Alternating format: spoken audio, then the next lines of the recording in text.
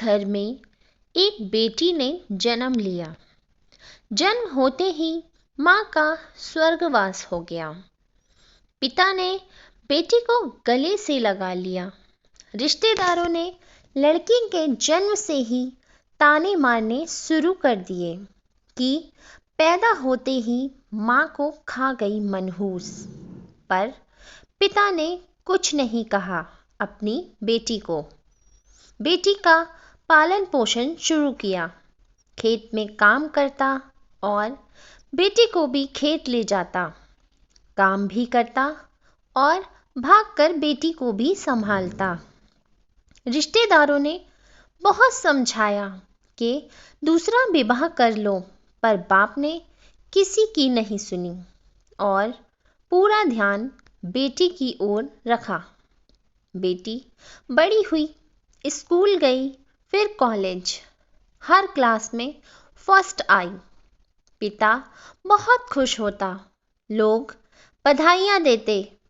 बेटी अपने पिता के साथ खेत में काम करवाती, फसल अच्छी होने लगी। रिश्तेदार ये सब देखकर चिढ़ गए। जो उसको मनहूस कहते थे, वो सब चिढ़ने लग गए। लड़की एक दिन पढ़ लिख कर पुलिस में एसपी बन गई।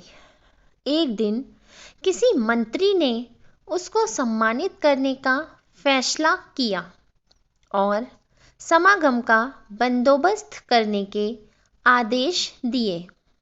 समागम उनके ही गांव में रखा गया। मंत्री ने समागम में लोगों को समझाया कि बेटा बेटी में फर्क नहीं कर सकती। वो सब कर सकती है जो बेटा कर सकता है। भाषण के बाद मंत्री ने लड़की को स्टेज पर बुलाया और कुछ कहने को कहा। लड़की ने माइक पकड़ा और कहा, आज मैं जो भी हूँ अपने पिता की वजह से हूँ, जो लोगों के ताने सहकर भी मुझे यहाँ तक ले आए। मेरे पालन पोषण के लिए दिन रात एक कर दिया। मैंने माँ नहीं देखी और ना ही कभी पिता से कहा कि माँ कैसी थी, क्योंकि अगर मैं पूछती तो शायद पिता को लगता कि शायद मेरे पालन पोषण में कोई कमी रह गई।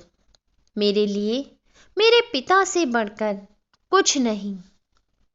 पिता सामने लोगों में बैठकर आंसू बहा रहा था। बेटी की भी बोलते बोलते आंख भर आई।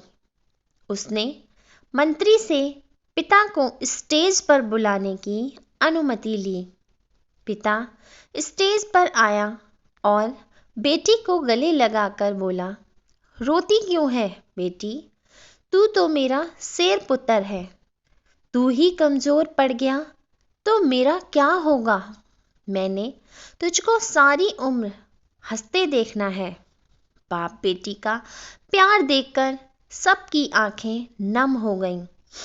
मंत्री ने बेटी के गले में सोने का मेडल डाला। लड़की ने मेडल उतारकर पिता के गले में डाल दिया। मंत्री ने बोला, ये क्या किया? तो लड़की बोली, मेडल को उसकी सही जगह पहुंचा दिया। इसके असली हकदार मेरे पिताजी हैं। समागम में तालियां बज उठी।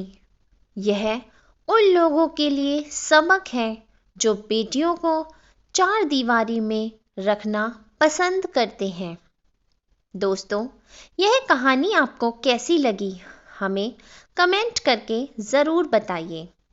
ऐसी ही मज़ेदार कहानियों के लिए हमारे चैनल को सब्सक्राइब कीजिए।